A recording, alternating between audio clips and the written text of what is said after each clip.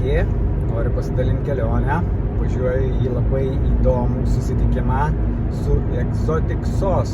Tai graužikų ir paukščių prieglauda, kurioje šiuo metu yra apie 250 įvairių graužikų, paukščių ir kurie laukia naujų namų. Ir Sosvanas norėtų būti jų pagalbininkas, padėti žmonėm pristatyti tuos gyvūnėlius į kitus Lietuvos miestus. Kaip seksis ieškoti problemos sprendimo su pristatymu, pasidalinsiu truputėlį vėliau. Likau be galo sužavėtas, kaip gražiai tvarkosi Exotic Sos įkūrėjai Rūta su Robertu.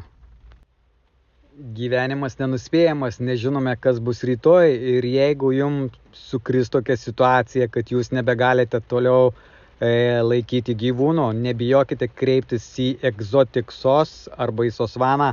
Mes paimsime jūsų augintinį, nuvešime į prieglaudą ir tai bus tikrai konfidencialu, niekas apie tai nesužinos.